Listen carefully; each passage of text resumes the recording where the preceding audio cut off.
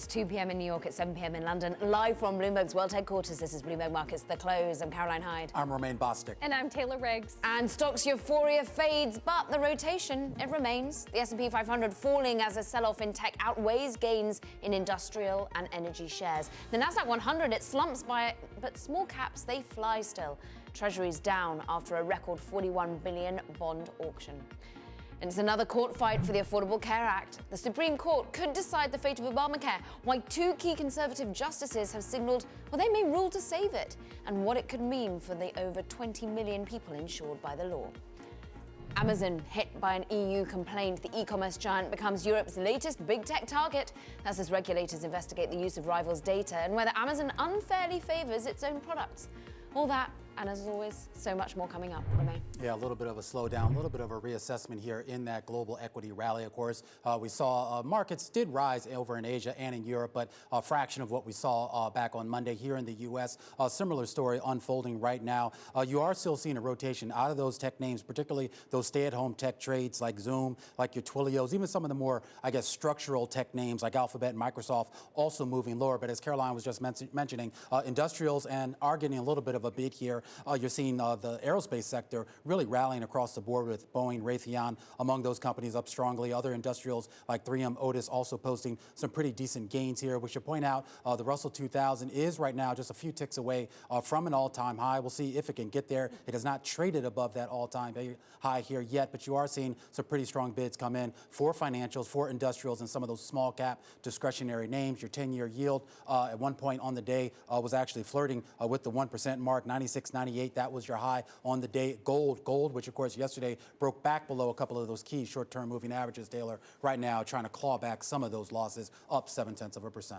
And let's go right where you started, really, right? The divergence that we're seeing between big caps and small caps on the momentum that we saw yesterday, further momentum today. Yesterday, remember, it was record outperformance by almost 6% between small caps and big caps, the most ever after July of 2002. Today, you're seeing more of that outperformance today, as you just mentioned. And I wanted to flip up the board again because we are seeing risk on in other certain pockets of the market, namely credit. Caroline, take a look at this. Junk bonds on the Bloomberg Barclays Ag Index just hit a record low yesterday. This is updated at the end of the day. We're at a 456 as of yesterday.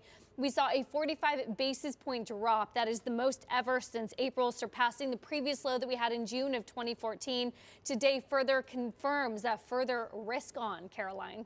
Yeah, amazing crushing low in terms of those yields. The demand still there for high yield. For more perspective, I want to bring in Darryl Cronk, Chief Investment Officer at Wells Fargo Wealth and Investment Management. Darryl, always great to get your voice when we're looking for answers. The euphoria fades. Is it right to?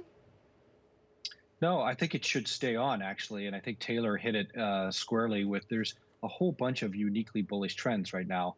I mean, beyond just obviously the great news on the vaccine, we're heading seasonality-wise into some of the strongest months of the year. Technicals on the 20-day, 50-day, 100-day have all broken out to the upside. There's huge amount of dry powder on the sidelines for institutional and retail investors. Plus, big large cap companies are flush with cash on the balance sheet. The U.S. dollar continues to fall. There's hope for Washington gridlock. So you're getting a lot of stars lining up right now that, day to day, markets will move around, but they're turning a little more secular bullish right now. Is there a general sense here that anyone at this stage, in terms of investors, should be making any sort of major shifts in their investment strategy? Yeah, it's a great point, Romaine. I mean, certainly the last few days you've seen the quarantine trade fade and the recovery trade move forward. I guess what I would say is we still think some of those secular growth trends are at play. What is healthy here and is important for investors to acknowledge is you'll remember through the summer and fall months, it was all and only tech all the time. And within tech, it was just a handful of 5, 6, 7 big names. Now we're getting broadening breadth. We're getting broadening participation across healthcare, financials, industrials, materials, communication services is participating. That's a good, again, bullish, healthy, profitable sign. We do think investors can go shopping here a little bit. If you don't have the right equity exposure on your portfolios that you want for those long-term strategic targets, you should be looking at doing so. I am curious, as you go cross-asset and take a look at a 10-year at 96 basis points, we've been having this conversation, right, where higher yields usually mean a lower present value of our cash flows, and yet higher yields also signal higher growth. So are higher yields in this case a good thing for equities? I think they are, Taylor. It's a good point, right? Every time yields go up, you've got to ask the question, are they going up for good reasons or bad reasons? Bad reasons being higher inflation expectations getting built in, which is not the case today. Good reasons being stronger growth. Our listeners will remember that we were at 95 basis points on the 10-year in June of this last year. So we're just crossing over that level again. It looks like the curve steepening trade is still the right trade to have and beyond. And that would be consistent with why you're seeing tech sell off a little bit. Tech is, if nothing else, a long duration asset. And so as you get a curve steepener, it would make sense that tech would come under a little bit of pressure in that scenario. Yeah, Goldman saying they see 1.3%, lofty highs of 1.3% all the way out to 2021. So, I mean, it seems like it might be capped. It feels like you're pretty risk on at the moment, Daryl, and I'm interested in where you think money should be going from a sector perspective. Where are the opportunities ripe that people are missing right now? Yeah, I think right now you can barbell the portfolio on the sector side of things. So I think you still have to own that secular tech, even with the sell-off in the last couple of days. It's where growth resides. You've seen a beginning of narrowing between value and growth. You could argue it still has more to go with the substantial outperformance of growth over value. But tech, consumer discretionary, we're seeing big performance even today out of the home builders, which people would argue, why would home builders be going up if interest rates are going up and therefore mortgage rates are going up? But you're seeing better economic expectations for better growth. So tech, consumer discretionary, comm services. And then on the value side, if you really want to own some value, we think healthcare still looks really attractive here. The valuations are cheap. You have some of the sharp edges taken off of what Congress may do, whether it's around ACA, prescription drug prices, the public option, all those things. So that could let healthcare run from a more deep value play here for a while. I'm interested, maybe you could expand a little bit on the healthcare angle. I mean, there's still a lot, I guess, of unresolved issues when it comes to the U.S. healthcare system and U.S. healthcare policy, of course, with the hearing today on the ACA before the Supreme Court. And, of course, the whole clampdown on drug prices has been something that neither Congress or previous presidents have had a chance to really do. Do you worry at all that even with the supposed gridlock that we could have in Congress, that there could be some major changes here to some of our healthcare laws or healthcare policies? Well, it's a good point, Romaine, and it's always a risk. I mean, even today, you're hearing rumblings out of the Supreme Court that justices are not interested in taking away ACA or that public option. And so that's likely to stand. I'd be surprised if it went the other direction. Your point's an excellent one on prescription drug prices. I mean, everybody talks about it. Everybody wants to do something about it. But the reality is, you know, when the Democrats lost seats in the House, it's likely a razor-thin margin in the Senate.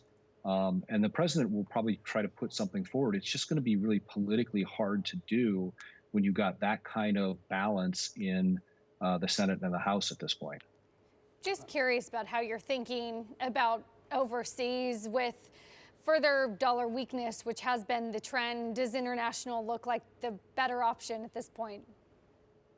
Yeah, I think EM equities have really broken out to the upside here. Some of that is on dollar weakness. Some of that is just on better days, perhaps for trade negotiations under a Biden administration potential, and just the opportunity of better global growth with a vaccine, at least, you know, light at the end of the tunnel. I would say we still think EM probably looks and makes better sense right now than DM. Europe, big risk of double dip recession probably in the Western continent of Europe with what's going on there with COVID.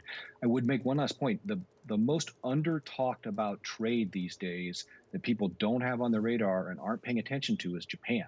Japan is breaking out to the upside. If you use Japan on a dollar denominated basis, it's actually right on the cusp of retaking the 1990, 1991 highs in the Nikkei that have been so hard to get past over the past many decades, and the yen continues to give that support. So don't look past Japan here. I know it's been dead money for a long time, but it is really starting to show signs of life, and nobody's talking about it. Daryl, always great to get your thoughts. Hope to catch up with you soon. Daryl Cronk, he's the CIO over at Wells Fargo Wealth and Investment Management. All right, coming up, Amazon under scrutiny. We're going to talk about why the everything store is, well, in everyone's targets. Right now, the EU saying Amazon likely breaching antitrust rules by misusing the data of independent sellers. Plus, we're going to talk about the Affordable Care Act, a big case being heard today before the Supreme Court, a Supreme Court shaped by President Donald Trump and his Republican Party that has sought to strike down this law for more than a decade. And Beyond, disappointed shares of Beyond Meat down today after a worse than expected sales outlook. Well, two analysts giving it an upgrade. We're going to talk about that and more. Coming up next, this is Bloomberg.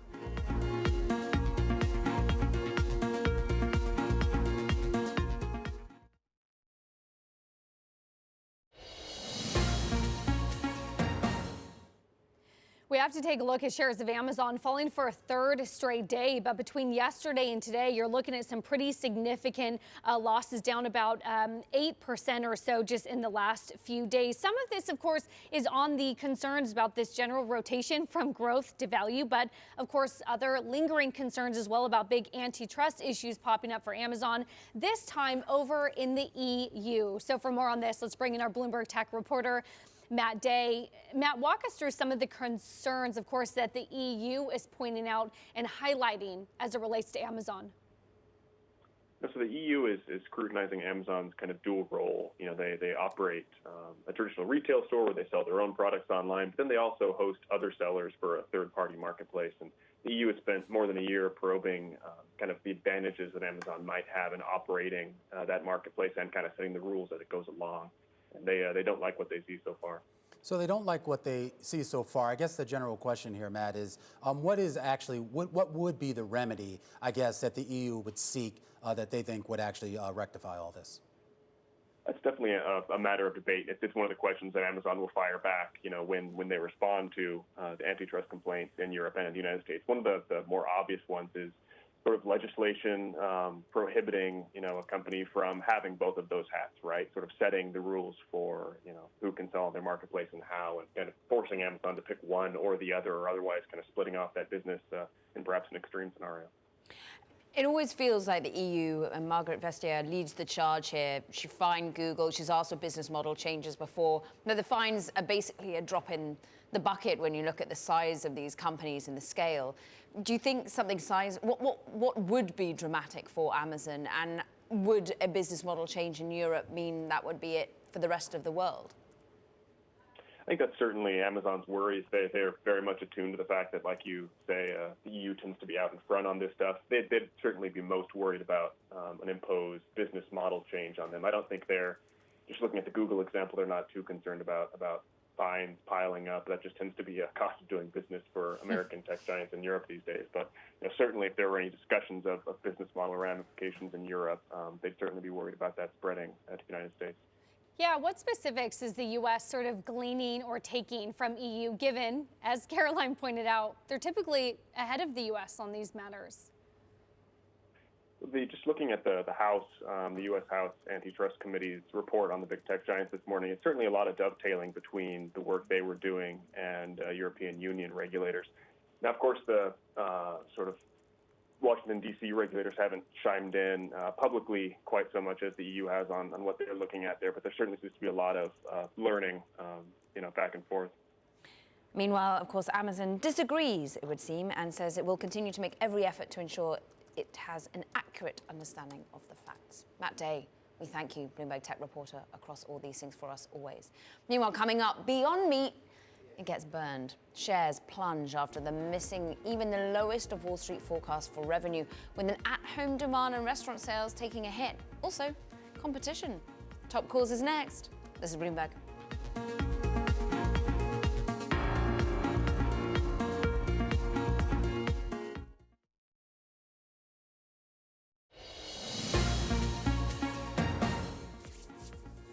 All right, time now for Top Call. So big, I had to sit down back on looking at the movers on the back of analyst recommendations. First up, First Solar double downgraded today, getting an underperform rating. Raymond over at Raymond James, analysts saying a likelihood that President-elect Biden would cut or repeal Section 201 solar tariffs. which would make an exemption that First Solar had basically moot. That exemption had been a competitive advantage that had underpinned the rally this year. Shares down 6%. Next up, Wayfair getting an upgrade today to neutral over at D.A. Davidson with a 280 price target. The analyst saying the stock looks attractive at current levels given a recent sell-off, and he adds the firm has confidence that there will be another round of stimulus that could give a bump to Wayfair sales. Wayfair shares up 1.4%. Finally, Beyond Meat plunging today on worse than expected third quarter sales. Piper Sandler upgrading the stock to overweight from neutral while lowering the price target to 144. The analyst citing opportunity in the long-awaited McDonald's launch of its McPlant line. Beyond Meat down 13%, and those are some of your top calls. Mick Taylor. Mick Taylor. You know, I was confused by this, and I think the market is a little bit as well, because we stood here yesterday and we were waiting for guidance on the conference call, Caroline, because McDonald's came out yesterday and said that they had their own McPlant burger. And we thought, well, this was supposed to be the holy grail for companies like Beyond Meat, like Impossible Foods. You want to be in this massive store, right? That is McDonald's, this massive chain.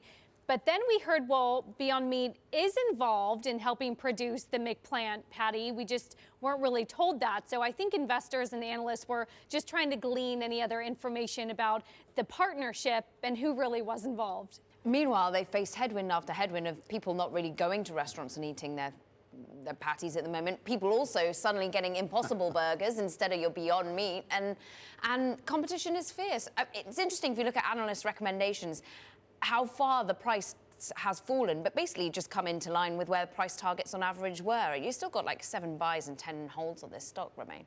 Yeah, can we stop blaming this on McDonald's? I mean, the sales just kind of fell off a cliff here. Yeah. I mean, you're talking about a company that in Q1, had sales growth of 141%. In Q2, it was 69%. And in the most recent quarter, you know what it was? 3%. So, I mean, that's why the stock's down 14%. If they bounce back with that revenue growth number in the following quarters, you'll see the stock rise. But 3% for a company with this type of valuation, that doesn't cut it. What is it, like 5-fold higher than where it first traded? I always get my folds wrong. Is it? $25 is where it traded at. Where it first came at, it's now like 125. So you're still quids in, I think, relatively. How many sides in a pentathlon? 5. Is a pentathlon? Isn't that the sport? The good news is we can sort of parlay this into other conversations Save us. in the market. For that, let's go on over to our Bloomberg cross-asset reporter, Katie Greifeld. And Katie, really trying to talk about the rotation, right, that we've been speaking about, big to small, growth to value. Very strong yesterday, a little bit strong today as well. What do you think? Well, it's not quite as fun as Beyond Meat, but you're right. You are seeing this rotation really try to hold on. You're seeing the Russell 2000 small cap index. It's up almost 2%. I think it's at about 1.8%.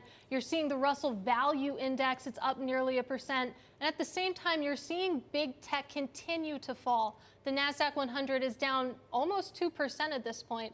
So again, this rotation, it's proving resilient, even though we've had a bunch of head fakes this year.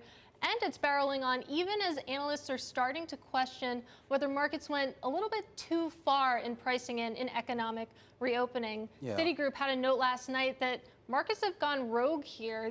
They're setting themselves up for a bit of a disappointment because when you take into account, sure, we had a very, very positive result from Pfizer's study last night, a large-scale study, definitely the best news we've seen so far. But there could be a long time between this very positive result and when we actually see a vaccine broadly distributed. Yeah, I mean, right now, we're hearing that it could be April before we get some sort of broad distribution. And of course, that assumes that everyone jumps on board and takes it. I am curious here, Katie, about the move that we've been seeing in Treasury yields and whether we need to start worrying about an extended sell-off here in Treasuries that would in some way affect the rally in equities. Yeah, so Treasuries, I think that's too where you're seeing this this sort of rotation really take hold. Treasury yields are hovering around 95 to 97 basis points, which is the highest they've been since June. But still, there's a reluctance among bond traders to try to push that above 1%. And that's really kind of emerged in the options market and among analyst notes is the line in the sand, so to speak, where the Federal Reserve might get nervous because let's not forget that super low yields here, historic low yields, that's really helped areas of the economy rebound that are very important to consumers. You know, you think about housing. Housing is getting a big boost from the fact that we have such low yields. It makes it a little bit easier to pay your mortgages. So 1% is where you might see the Federal Reserve maybe come out and start to say something. So you are seeing that sort of reluctance, that tug of war. Maybe we don't want to push benchmark rates above 1% here. Once again, monetary stimulus riding to the rescue. The question is, what about fiscal stimulus? Are we even talking about that at the moment? You know, we're really not. It's really been all about the vaccine news this week. But there was a great note from Talbot and Capital last night that said, listen, there's still a lot of unknowns about the Pfizer study, and sort of playing into what Citigroup was saying, the markets could be setting themselves up for disappointment. It could be a good news is bad news situation. If we do get an unforeseen sort of stumble in the vaccine path, and we also have Congress sort of in urgency leaving those stimulus talks, which is already left, that could really put this rotation trade in vulnerable territory. Katie Greifeld, all things rotation. Meanwhile, we look at the market, and tech is your underperformer. This is Bloomberg.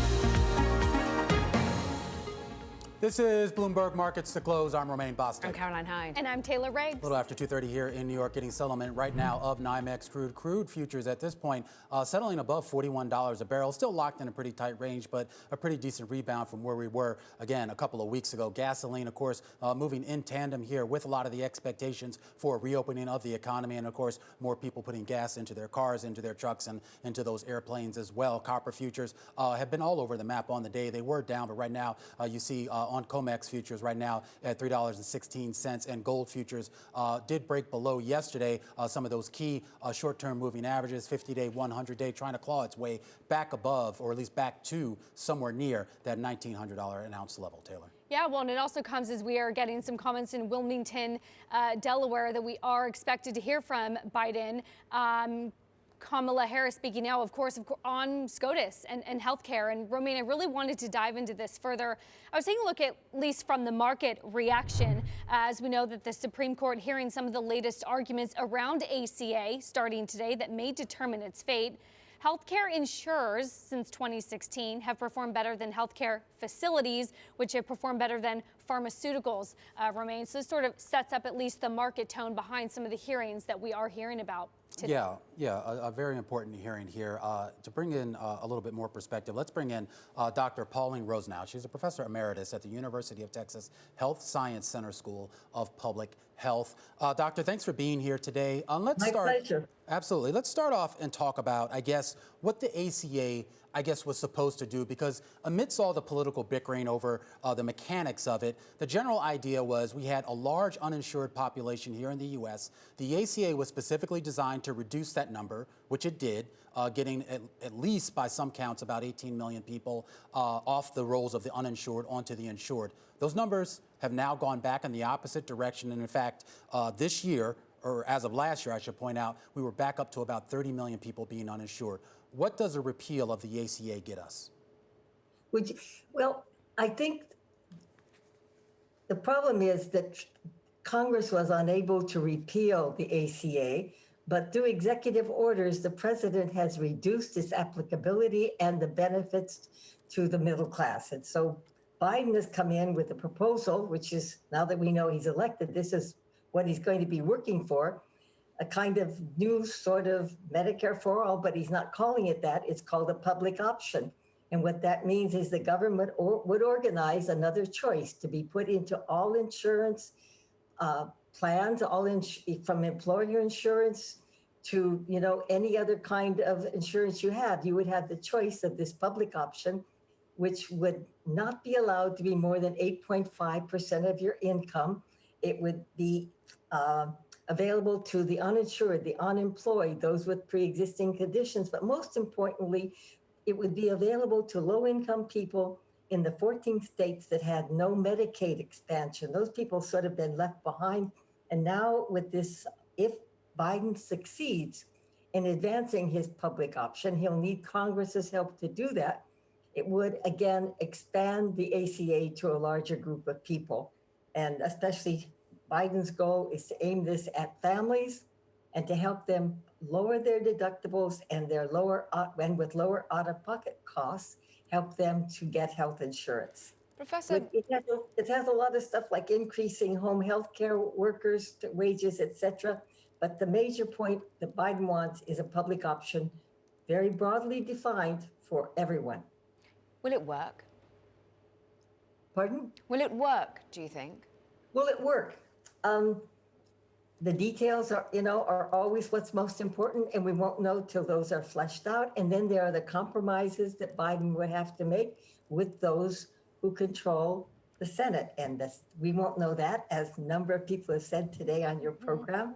We won't know that until January. So yes, there is a plan, and yes, it does make sense, and it does turn back a lot of the changes that Trump put into the ACA through the executive orders.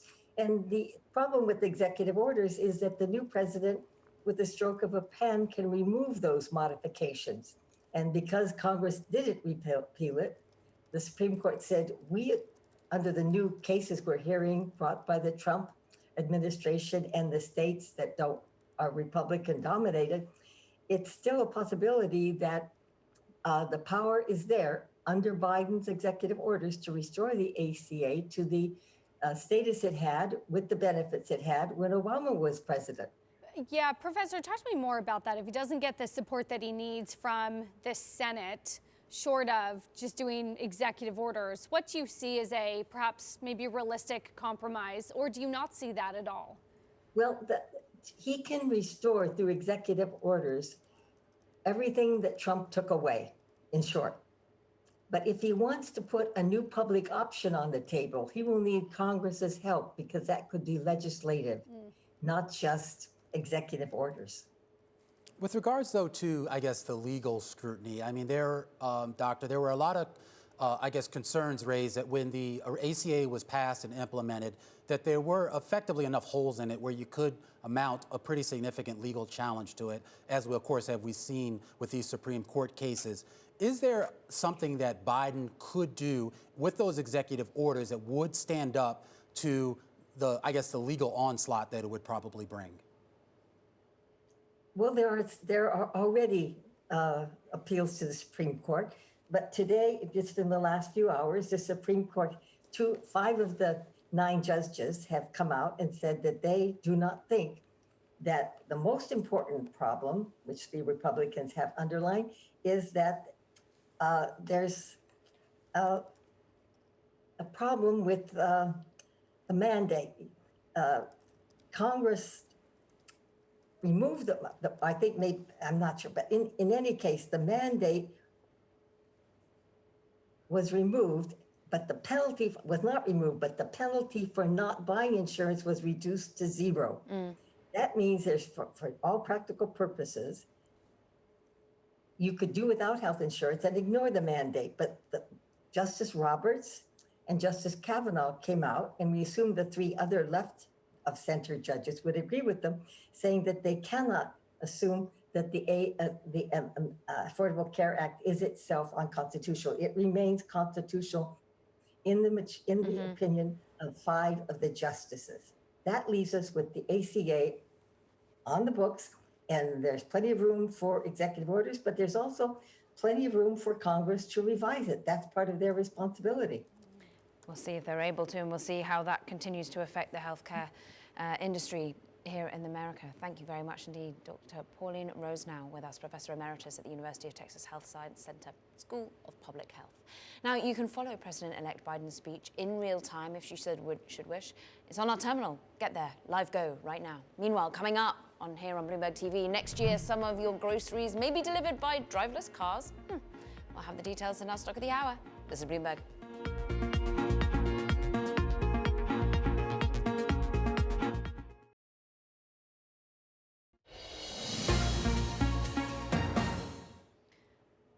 Now, an Eli Lilly antibody therapy to tackle coronavirus was granted emergency use authorization in the US. This amid developments out of Pfizer, of course, with a vaccine that may be 90% effective.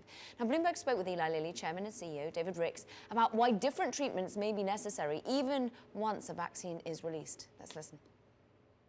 Well, we're studying what we call passive immunization in a setting where you're trying to prevent spread. In our case, we're looking at spread within nursing home facilities.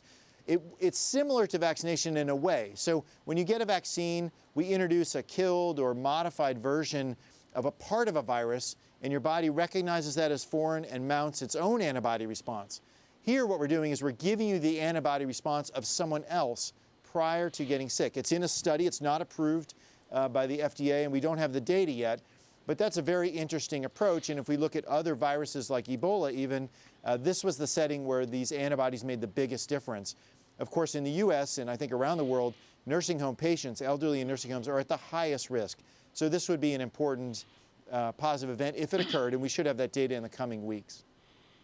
Dave, to build on what Tom's discussing, I think we're trying to ask the question as to whether we need a multi-pronged approach here, not just the advancement we heard from Pfizer yesterday, but maybe also complemented by what you're doing as well. One thing that stuck out for us all yesterday is just the storage of the mRNA vaccine that Pfizer are moving forward with and how difficult it is to store at really, really freezing cold temperatures. Dave, can you speak to that, the developments there on that side, and how difficult it will be actually to distribute something like that widely and everywhere? Well, for the messenger RNA vaccines, they are fragile molecules, so they need to be held at a very, very low temperature. That will likely not, I don't think that's going to be a major barrier once this is broadly available in developed markets with advanced medical systems. Where it becomes a problem is where refrigeration and available capacities in developing countries is going to be much tougher and will take longer. That's why we have 2 of the leading 10 vaccines are using this technology. 8 aren't, and likely won't have those refrigeration restrictions. I suspect some of those will work as well. I'd bet on that. And we'll likely end up with multiple shots on goal with vaccines. In the meantime, none of them will work 100% of the time. And back to the original question, we'll still need medicines like our antibody therapy to help those that will still get sick, hopefully at a much lower rate as we approach something like herd immunity, but you'll still have endemic disease. And we'll need therapies. There's many examples where this is true, including common respiratory viruses like RSV, where we have both vaccination and antibodies. They can go together. But together, I mean, this is in the last 48 hours, we have 2 important developments in the fight against COVID-19. I think the future is looking more certain and brighter for sure. To build, though, on what John is talking about, there are some practical concerns as all of the pharmaceutical companies try to ramp up production. And I'm wondering, supply chain issues, especially as the pandemic worsens, the idea that all of these different pharmaceutical companies are trying to go for the same thing and probably sourcing some of the same substances, as well as using some of the same staffers. How well can you ramp up production of the antibody therapies to meet demand in the next couple of months? Well, I wouldn't worry so much about that competition phase where we're competing our ideas. I think once it's clear there are winners, you'll see the industry come together to make product at scale. That's already occurred in the antibody space where Roche and Regeneron, who have a different approach from Lilly's, have teamed up. We've teamed up with Amgen and then also the largest contract manufacturing organizations in the world like Samsung and Fuji to build out that supply base. So I don't think we're wasting material by competing in that way. Of course, antibodies are complicated to make. One of the most complicated medicines we make, and we usually reserve them for severe disease like cancer and autoimmunity. Here we're talking about treating thousands, millions of people potentially with these antibodies. It will strain that system, and we will have scarcity. That's for sure. That's why the FDA, last night when they approved this, really asked doctors to use it in the highest risk patients. That's appropriate. So we use it where it matters most. All right, Eli Lilly, CEO and co-chairman Dave Ricks speaking a little bit earlier on Bloomberg television. And now while he was speaking, President-elect Joe Biden is actually speaking right now in Wilmington, Delaware about the Affordable Care Act, which of course has a pivotal hearing today before the Supreme Court. Biden saying that he will do whatever it takes to defend the Affordable Care Act and all of the health coverages that it has provided. I think we can go down and take a listen to what he has to say here.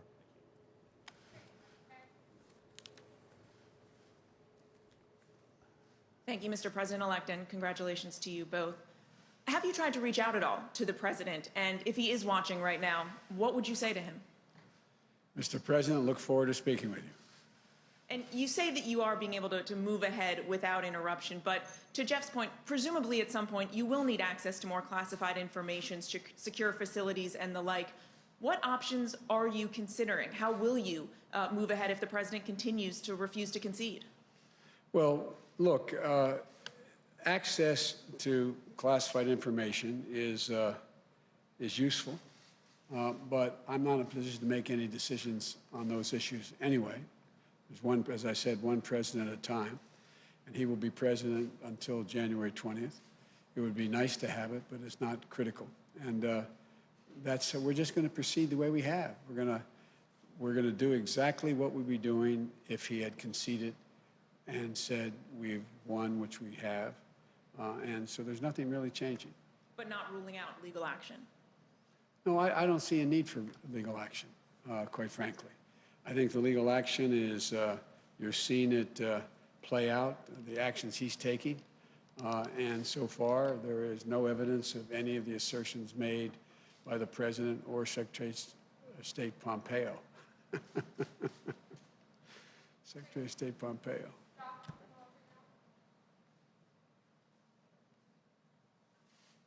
Thank you, Mr. President-elect. Democrats are on track to lose a handful of seats in the House of Representatives. That could make it harder to pass legislation with just Democratic votes. And I'm just curious, how does that impact your plans for what priorities you think you can get through this Congress, especially if the Senate remains in GOP control? And during the lame duck, will you be coordinating with Speaker Pelosi on how she should be negotiating with Republicans? Well, I've spoken to the leader, and I've spoken to the minority leader in the House. And one of the urgent things that need to be done is people need relief right now. Right now. Small businesses, people who are about to be evicted from their homes because they can't pay their mortgage, unemployment insurance. What's going to happen is you're going to see what people don't realize is the failure to provide state and local assistance. You're going to see police officers, firefighters, first responders laid off. And I think the pressure is going to build. But the fact is that I would hope that the president at least has the sensitivity and knowledge to know that a lot of people are in real trouble right now, between now and the time we get elected, till we get sworn in. And so it's my hope and expectation. I'm sure that the majority, the Speaker of the House, as well as the minority leader, are working right now into the priorities they have laid out. But do you plan to be active in those negotiations, working with Speaker Pelosi to represent Democrats on the table? Well, we've been talking, and they know my views, and I support what they're doing. And then my second question was about the Senate. Do you plan to campaign in Georgia before your inauguration to help Democrats in the 2 runoff races there as they try to flip the Senate? And how important is a Democratic-held Senate to your agenda? Well, obviously, it'd be much better if we had a tie in the Senate, which means that this vice president become incredibly important beyond what she already is. But we're going to do anything we can that they think we can do to help. And does the Democratic Senate help your cabinet chances? Does that change how you consider who you nominate to cabinet posts? No, I don't think so. I take McConnell at his word. I understand he said that he will make it clear who he's prepared to support and not support, and that's a negotiation that I'm sure we'll have. Look, one of the things that I would do as president-elect and when I become president is lay out to the Republicans as well as the Democrats who we intend to name for each cabinet position. I hope we're able to be in a position to let people know at least a couple that we want before Thanksgiving, and we'll just work this out. Look, I am not a pessimist, as you know, and I think there are enough Republicans who have already spoken out, but I think there'll be many more, not many more, there'll be a larger number once the election is declared and I'm sworn in, to be able to get things done. I think they understand. For example, I can't imagine there not being a willingness on the part of Republicans. There's going to be significant pressure to deal with health care. Their own constituencies are in that position. So I'm not, I think we can get a lot done. Thank you. And one last question from Meredith in the newsroom. Sir, what do you say to the Americans that are anxious over the fact that President Trump has yet to concede and what that might mean for the country? Well, I just think it's an embarrassment, quite frankly. The only thing that, how can I say this tactfully? I think it will not help the president's legacy. I think that I know from my discussions with foreign leaders thus far that they are hopeful that the United States democratic institutions are viewed once again as being strong and enduring. And but I think at the end of the day, you know, it's all going to come to fruition on January 20th. And between now and then, my hope and expectation is that the American people do know and do understand that there has been a transition. Even among Republicans who are people who voted for the president, I understand the sense of loss. I get that. But I think the majority of the people who voted for the president, a lot voted for him, a significantly smaller number, but a lot voted for him. I think they understand that we have to come together. I think they're ready to unite, and I believe we can pull the country out of this bitter politics that we've seen for the last 5, 6, 7 years. And just to follow up on a previous question, how do you expect to work with Republicans if they won't even acknowledge you as president-elect? They will. They will. Thank you all so very much. Thank you.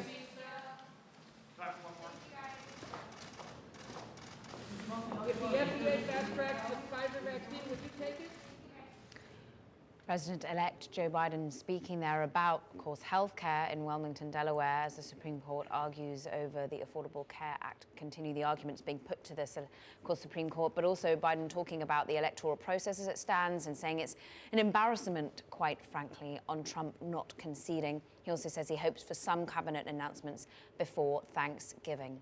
Now let's get back to the markets and let's get back to the potential rotation and risk on rally. Taylor, take it away. Yeah, and you know, Caroline, let's talk about some of the action that we're seeing in emerging markets, particularly from the Lira. They're posting some major weakness this year relative to the dollar. EM's worst performer of the year. For more, let's just go right to it and bring in Sherry on, who hosts Daybreak Australia and Daybreak Asia for us. Sherry, what further action are we seeing here then within the Lira and why? Yeah, I mean, we saw this incredible rally after we saw the changing of the guard when it comes to the central bank governor, not to mention the finance ministry. But it seems that perhaps analysts are feeling that this was a little bit overdone. We're seeing a consolidation, one of the worst EM currency performers today. And we had this statement from President Erdogan, perhaps not helping sentiment that they are lashing out against the shackles of interest rates, inflation, and exchange rates. All right, Sherry on, giving us that update there on what's going on in Turkey. We're going to have a lot more coverage, of course, of what's going on in EM after the break. You, of course, check out Sherry on every day. Bloomberg Daybreak Asia, Bloomberg Daybreak Australia, and probably a whole lot in between. Shamila Khan, she's of Alliance Bernstein. She's going to be joining us coming up at the top of the hour. We got a lot to cover. We're going to be counting you down to the close. Coming up next, this is Bloomberg.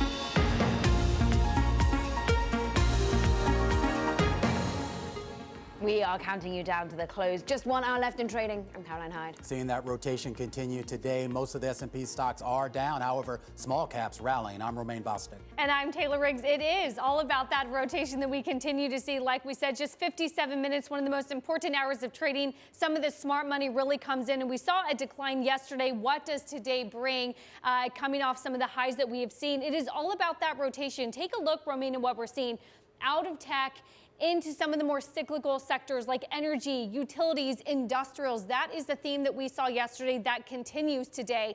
It's all hinged as well on the 10-year yield. If you pull up another chart, you see we're up 4 basis points today now to 97 basis points. This is after we jumped 11 basis points yesterday on the 10-year. So, Romaine, these higher rates really confirming a breakout above 1% or further range-bound activity that, frankly, we've been seeing all year long. Yeah, and we should point out that those rates, of course, were key to a big part of the rally, of course, of the last bull market and, of course, of the current bull market that I guess we may or may not still be in, depending on how you look at it. You take a look at where we stand. That spread there between what we've seen between the S&P 500 earnings yield and that benchmark 10-year yield, right now it's around 264 or so basis points. Keep in mind, we were well over 300 basis points a little while back. And so when everyone was sort of pulling their hair out about valuations, everyone just pointed to that and say, look, you're looking for yield. You got to find it in the equity market. So I guess at this stage, the big question becomes, if we continue to see benchmark rates rise, does that erode some of that value that equities had provided for investors, Caroline?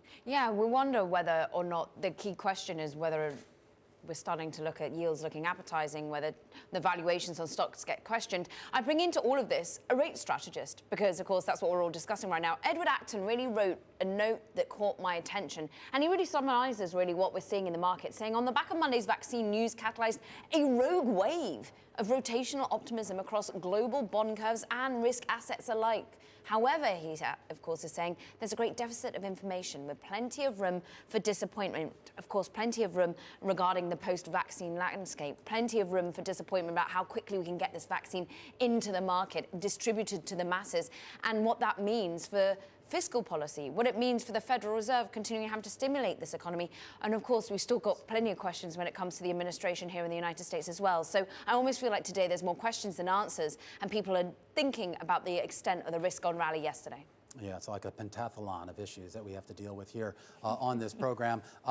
Let's talk about, I guess, the broader market, but also talk about, I guess, what's going on around the world here. I mean, we have the MSCI Emerging Market Index actually down today, snapping a 6-day win streak that it was on. We'll see if that optimism still remains over there for EM assets. And we want to bring into this conversation Shamila Khan. She's Director of Emerging Market Debt over at AllianceBernstein. Shamila, thanks for being here today. There was a generally, I guess, bullish sentiment that we had prior to the election, in fact, in emerging markets. That still seems to be there despite the down day today. What's driving that? It's still there because there are structural factors that are bullish for emerging market performance out there. Low rates, weak dollar, really attractive relative valuations, and the fact that a Biden presidency will lead to a very different style of negotiating, which should lead to a decline in headline risk and therefore risk premium for emerging market assets. In addition to that, obviously, the vaccine implies a recovery in global activity, which will be positive for emerging market assets. We've just been hearing from rate strategists over at Citi and the like, wondering whether this risk-on mood went too far too fast. Yesterday's move, the continuing move into emerging markets, is it getting ahead of its skis, or do you think this is where it needs to be right now? I think it has more room to go. Emerging market assets severely underperformed going into this crisis. Yes, they have recovered some performance, but they haven't recovered as much as other risk assets have. And the factors that I've just outlined for you are quite positive for EM. So we think that there is more room for outperformance there. How much of the outperformance is further dollar weakness here in the U.S. versus very loose financial conditions in developing countries as well?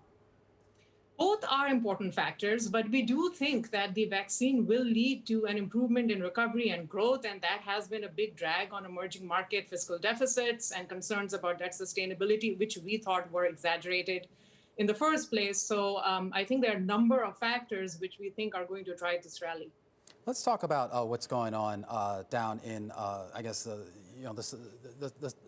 the idea of what's going on, I guess, with Mexico. Let's start there here, Shamela. I mean, there was a lot of sort of speculation here that, of course, with the change in administration, that potentially the relationship between the U.S. and Mexico would improve, and that sort of could be a boon here for some of the bonds and some of the equities down there. What are you seeing?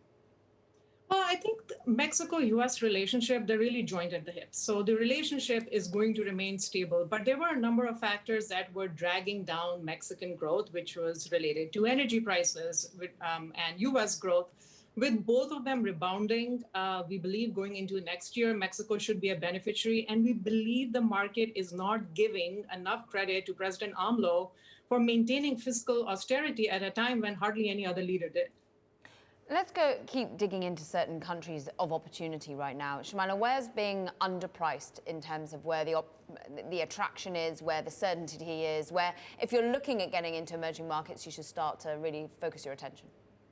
Well, if you're looking to get into emerging markets, you should go into the ones that have sold off the most. Argentina comes to mind. Certainly the situation there has always been complicated, but we feel that the government has no choice but to revert to orthodox policy. They will be driven to do so by domestic forces in addition to market forces. So we think that's an opportunity. South Africa, we think, hasn't been given enough credit for the anti-corruption efforts that they're putting into place, as well as the fiscal efforts they're making with public sector wages.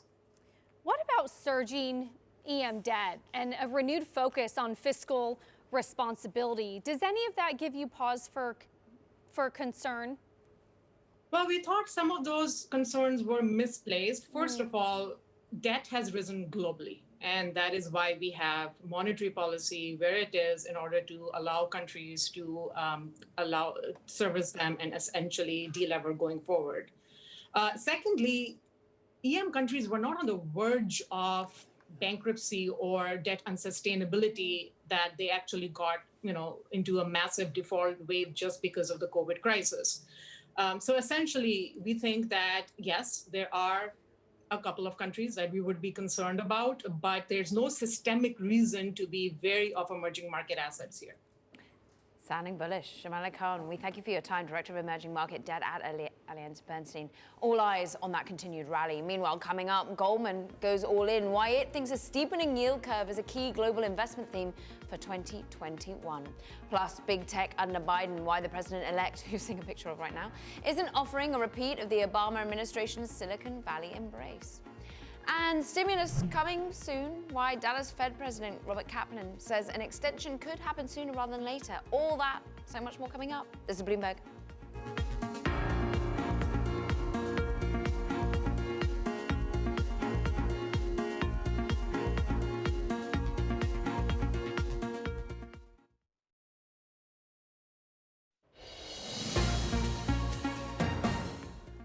All right, welcome back to Bloomberg Markets to Close. A little less than 48 minutes to go as we count you down here. You take a look at what's happening here in U.S. equity markets. 7 of the 11 S&P sectors are in the green on the day, but it's a rather defensive day. You can see we're down here about 0.2% right now. A little bit of a slowdown from that rally that we had yesterday. Most of the bids today, they're coming in for consumer staples names and a lot of the industrial names. The aerospace sector really on fire. But you take a look at this second line on your screen here, the Russell 2000, that outperformance that we're seeing for yet again another day. A lot of people nibbling on those small cap financials, small cap energy, and a lot of those small cap discretionary names. A big bet here that there will be an economic recovery, and a lot of those names that have been beaten up so much in that index will be beneficiaries. Your 10-year yield flirting with 1%. Gold back below that $1,900 an ounce level, though trying to reclaim a little bit of what it had lost on the previous days. Taylor. Thank you, Romain. Let's get a quick check now on some of the latest business flash headlines, other stories that are moving markets.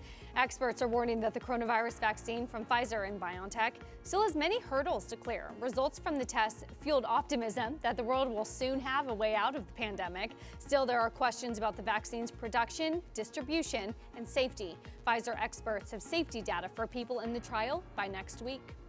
The world's largest cruise company has filed to sell as much as $1.5 billion of stock. Carnival is following up on a previous round of share sales. The cruise industry remains essentially on hold due to the coronavirus pandemic. Carnival shares were down 64% for the year before today's open. And American Airlines also pricing an offering of about $500 million in common stock at $13 a share. It's a slight discount to the closing price yesterday, and that's when American rose 15%. It's the second such offering in the last 6 months. American is trying to raise cash while airline travel remains gutted by the pandemic. 2 share sales, Romaine, trying to boost up the balance sheet. Yeah, boost that balance sheet. I think the American Airlines one was like 11 days, so we'll see how that works out. All right, but the U.S. economy, of course, still everyone's talking about and likely to have a strong recovery from the pandemic-induced slump in the second half of 2021. However, the resurgence of COVID-19 jeopardizes the next 2 quarters. Now, that's according to Dallas Fed President Robert Kaplan, and he spoke with our very own Mike McKee at Bloomberg's Future of Finance 2000 event. My job is a little easier in some ways. My job is to call out what I think the economy is doing and what would help it and what would hinder it, and let policymakers then on the fiscal side make those decisions.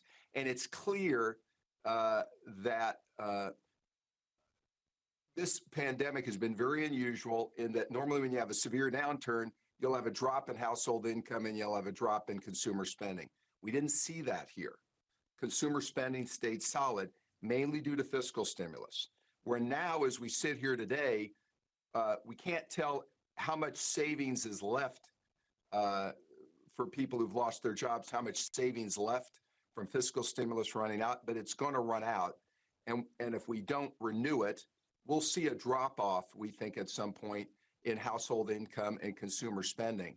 So I think policymakers on both sides of the aisle, elected and appointed officials, are very aware of that. So it wouldn't surprise me to see some extension of this fiscal stimulus sooner rather than later, because in this resurgence, we have millions of people who are making ends meet based on the extension of this fiscal stimulus. If you don't get it, it won't just hurt them, it'll hurt the entire economy because it will weaken consumer spending.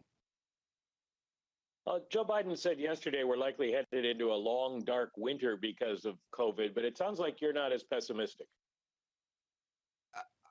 I think the next 2 quarters are going to be very challenging, very difficult, and we're starting to see it. The best way we measure the impact of the resurgence is on mobility and engagement, and we're starting to see it roll over in cities that have a resurgence. El Paso, Texas, is an example where mobility and engagement has dropped off because the healthcare system was overwhelmed and they had to institute lockdowns.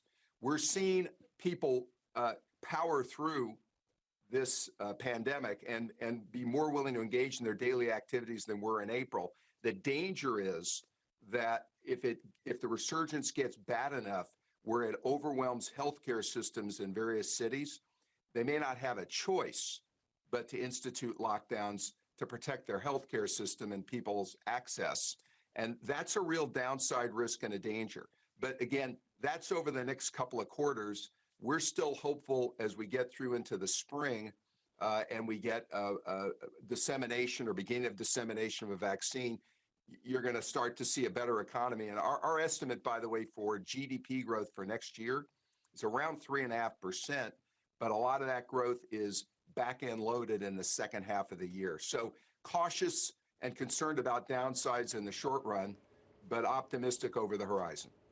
Dallas Fed President Robert Kaplan there speaking earlier in a Bloomberg Future of Finance online event with our very own Bloomberg's Michael McKee. Time now for Options Insight with Abigail Doolittle, where, well, Abigail, you're looking again at this rotation theme, but through the lens of options. We certainly are, Caroline, and to do just that, Dan Passarelli, CEO of MarketTaker.com. Thanks for joining us, Dan. You know, it's so interesting because for a second day in a row, we really have the cyclical, the reopening trade really gaining steam as tech is selling off. The NASDAQ 100 down about 1.7%. The Dow, on the other hand, up 0.9%, a continuation of yesterday. It's interesting, though, Dan, over the last 5 days, all 11 S&P 500 sectors are up more than 2%, pointing to the rally toward big tech last week. So it's a question of whether or not this rotation into the cyclicals can last. What are you seeing? We're seeing a fair amount of trading and some really interesting things going on. If you take a look at XLE, there's just lots and lots of calls trading and not really a lot of puts. It's mostly people buying calls. And so that could end up being a bullish signal. XLI.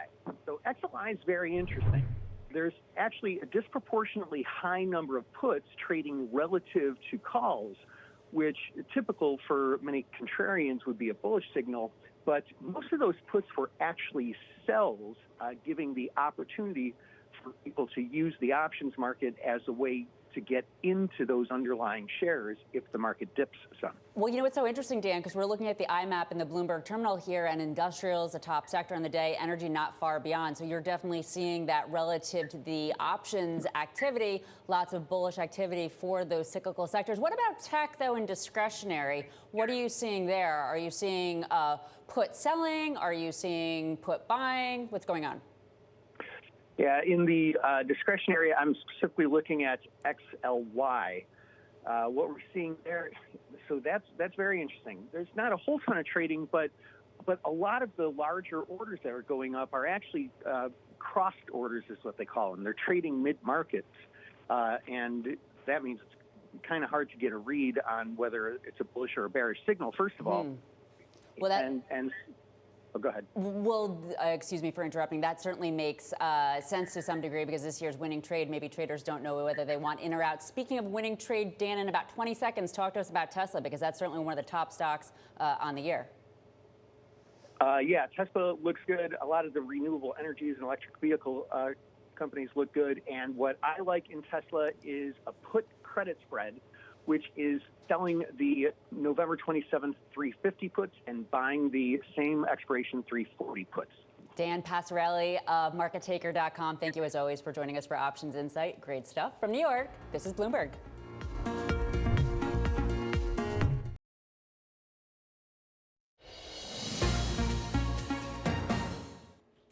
Managed to convince my co-anchors to let me do another segment on bonds and the yield curve. So let's go right there. Take a look at this chart. Big moves, of course, that we've seen up in yield in the 10-year.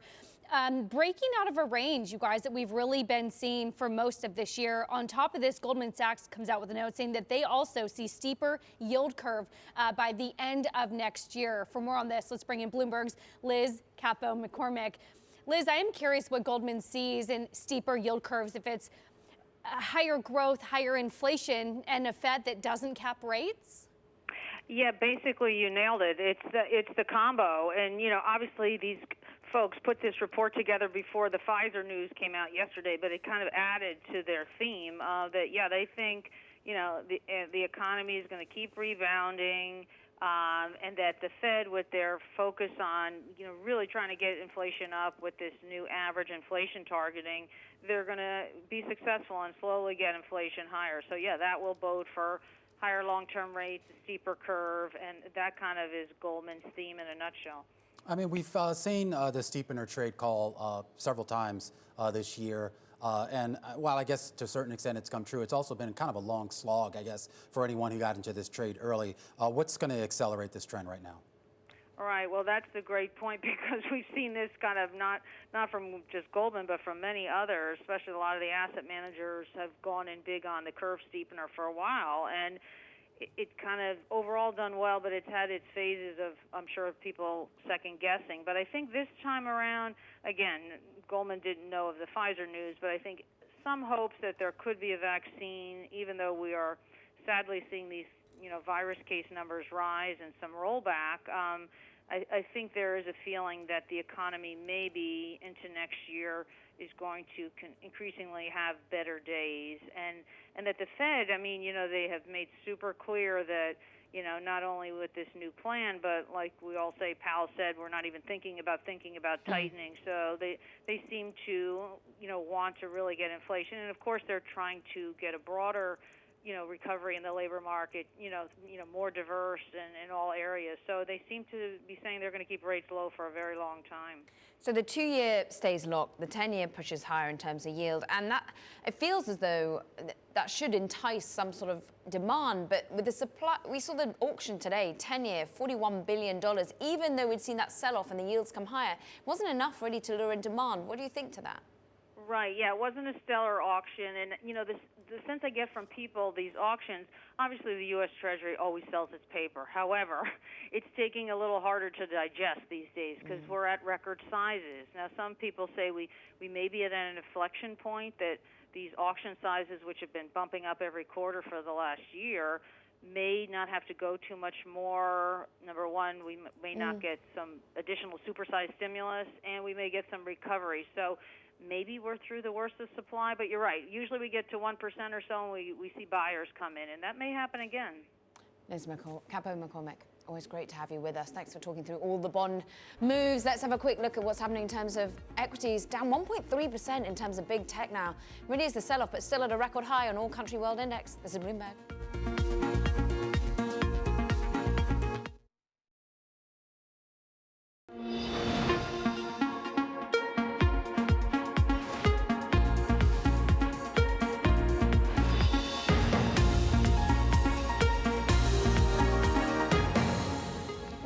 Only about half an hour left in the trading day. This is Countdown to the Close. I'm Caroline Hyde. I'm Romaine Bostick. And I'm Taylor Riggs. And you heard it there from Caroline, 27 minutes. And similar themes to what we saw yesterday, we are now also seeing today. If you take a look at the IMAP function, the S&P 500 by sector, further rotation out of tech on the bottom into the cyclical sectors, Romaine, industrials, energy, utilities, really on higher rates, driving a big part of that rotation. Yeah, and you take a look at some of the individual movers here. We were talking about this a little bit earlier. American Airlines here selling off today. Remember, this rallied 15% on Monday, and now they're basically saying they're going to basically sell about 38.5 million shares at $13 each. $13 yesterday was the high on that stock, so you're seeing the pullback here on the day. UAL also moving. Should also point out Ulta Beauty. That should be Ulta Beauty. That's having a great day here on this deal to provide stores within target locations. Amgen shares also getting a boost. They have an asthma treatment that they're developing with AstraZeneca, showing strong results in that phase 3 study. And so you're seeing a pop in the shares here in Peloton, which of course sold off like 20% yesterday. Getting the Beyonce bump today. Beyonce apparently going to put butts in the seat here for Peloton, up 4.5%. All about Queen Bee. Meanwhile, we look at the story of valuations right here, right now, because maybe this is why there's a little bit of indigestions in the S&P 500, because valuations, they're looking pretty high relative to how they've been in the past. 21.9 is where we trade in terms of where it looks for future earnings. Now, we haven't seen that back since all the way to the dot-com era. No wonder we're taking a pause, we're taking a breath, and we're really trying to see whether at this sort of level, these valuations are vindicated. Maybe, Taylor, they are, given the, questioning is being made as we see a pop-up in yield, whether this valuation is quite as attractive as it used to be. Caroline, you had my heart at PE ratios, so I'm very happy with that. Let's talk about something that the market may not be happy about. We're hearing from Airbnb, their IPO filing day is said to be slipped back to next week. We were expecting to get some of the filings on Thursday. We hear that remain now has been pushed back to next week. So we'll have to wait another week now to get some of the details on their financials. Wow, can't wait. All right, let's talk about what's going on with big tech. And of course, if there was any sort of thing in Washington that everyone agreed on, and that was, I guess, their hatred for a lot of these social media stocks. Now with potentially new administration coming in, the big question is what type of regulation changes should big tech expect? Joining us right now is Bloomberg's Joshua Brustein with a little bit more. Joshua, there's not really clear here what would change under a Biden administration. I mean, Trump pretty much made it clear his dislike for Twitter, Facebook, and a whole host of other companies that he thought weren't playing by rules that he thinks they should have played by. The Democrats seem to feel the same way. What should we expect under a Biden administration? Yeah, I think the thing to remember here is, as you said, everyone seems to hate big tech, but the Democrats and Republicans really hate the industry for different reasons. Donald Trump and the Republicans have been very focused on what they see as anti-conservative bias in social media content moderation. That will not be a priority for the incoming Biden administration or the Democrats. They're really more focused on economic power. The Democrats have already put a lot of effort into laying the groundwork for an overhaul of antitrust laws and are also looking for stronger antitrust enforcement. Notable on a day where Amazon's being eyed up by the EU and Margaret Vestager there. What are you thinking in terms of policy making coming out of Biden in particular and the goals? Yeah, I think the Amazon case in Europe actually points to one of the types of complaints that people here in the United States have about big tech as well, which is that you see these big platforms like Amazon and Google in particular both have platforms on which businesses are trying to build their own businesses, but also make competing products. And so I think you've seen some calls from the Democrats to maybe put some new rules in there. I think you could see a push for some divestments, the so-called breakup of big tech. But I think the barriers are going to be without a Democratic Senate and with a whole lot of other priorities, whether they're able to push through some of these more aggressive legislative ideas. Talk to us about some of those other ideas, namely if this is an antitrust issue or if there's some also data privacy issues. We saw California voters, for example, vote for more data privacy. Is that also an issue that Congress needs to address? Yeah, Congress tried to address data privacy in 2019.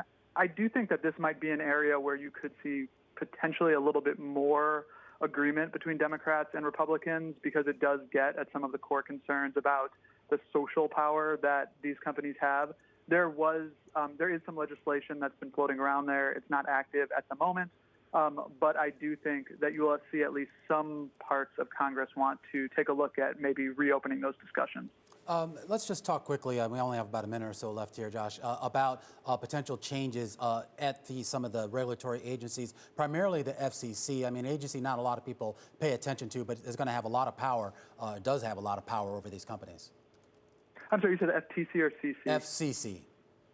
Yeah, so under Trump, the FCC has started a review of an important law for internet companies called Section 230, which this is the law that protects them from a lot of lawsuits related to what their users post.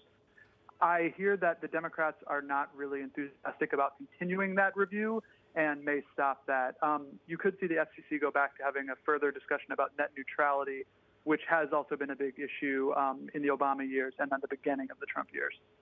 Joshua Brustein, it's a great read. We thank you, Bloomberg reporter there on all things big tech, affecting big tech. Of course, if you're based in San Francisco right now, we understand that San Francisco is to roll back some reopenings. That's after the virus uptick. That's something our reviewers need to remain aware of, as the record numbers of COVID that are currently affecting the United States right now. From New York, this is Bloomberg.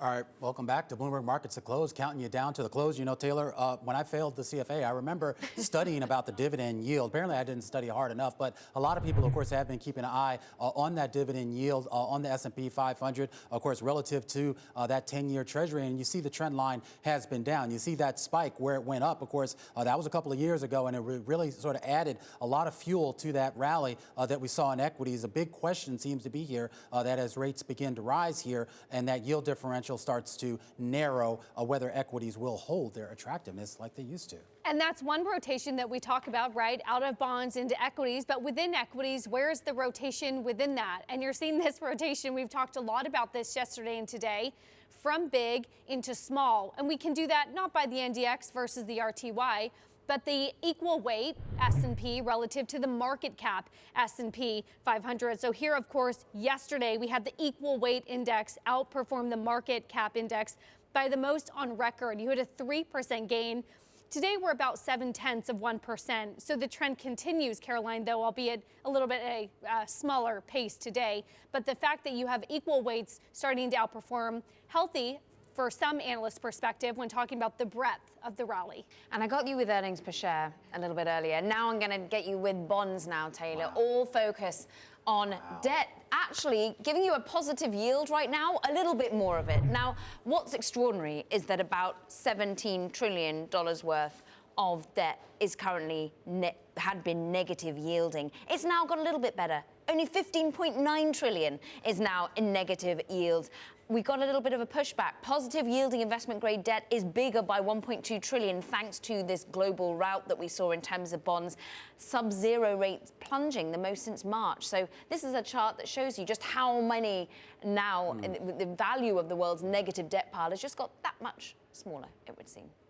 Romain, we're going to have to figure out how to go back and redo our models so that you can get negative yields in the model. Yields. I don't know Is how this that the entry works. point for German bones? Is this what we've been looking for?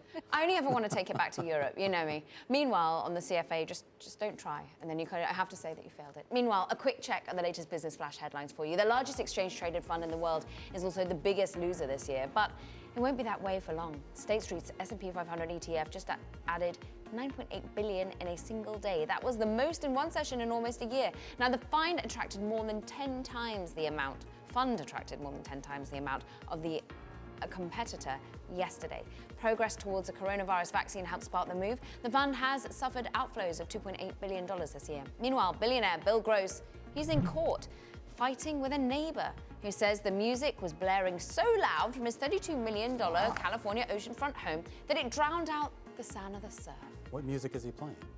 It's not the latest, what is it, Blackpink? I have to say, Is that what he's playing? It's not the latest K-pop, I can tell you. Wow. Meanwhile, the neighbor says that the loud music began after he's complained about Gross installing a 22-foot long glass sculpture, and the neighbor called unsightly and said was put up without proper permits. Gross calls his neighbor a peeping Tom. Wow. Oh, we bring you the big stories here. Meanwhile, the financial industry used to offer work job security as the coronavirus spread. Now, those days, I'm afraid they're fading fast. Wells Fargo is the first to break with rivals who promised to avoid wide-scale layoffs during the pandemic. Now those firms are cutting jobs too. Plus, hiring has slowed down. That adds up to pretty bad times if you're a banker. And if you are a banker who's lost your job, well, the hopes of returning to the business is looking pretty slim. Taylor, all these people with CFAs, and what are they going to do with them? I know. You know, this is actually a serious story for our audience, as we know, who are in this industry. And I'm just looking through the numbers. In the last few weeks, you guys, Wells Fargo has cut more than 700 commercial banking jobs, dozens of those fixed income research, JP Morgan, Goldman Sachs. And this is a pivot, Romaine, from what we've seen early 2020 when promised not to lay people off in the middle of a pandemic, cost cutting back in focus. Yeah, and a lot of people basically said that this was coming, that it was just a matter of a lot of these banks forestalling the inevitable. And yeah, it is a serious story here and nothing to joke about, something, of course, we'll keep an eye on here. We do want to get you back to what's going on in the broader market here. We are still counting you down to the close here with a little less than 14 minutes to go here. That's your outperformance. NASDAQ 100 down 1.5%, Russell 2000 up almost 2%, Caroline. Meanwhile, we can bring you an update that what was Bill Gross playing? He was playing Gilligan's Island theme song. Go YouTube it. This is Bloomberg.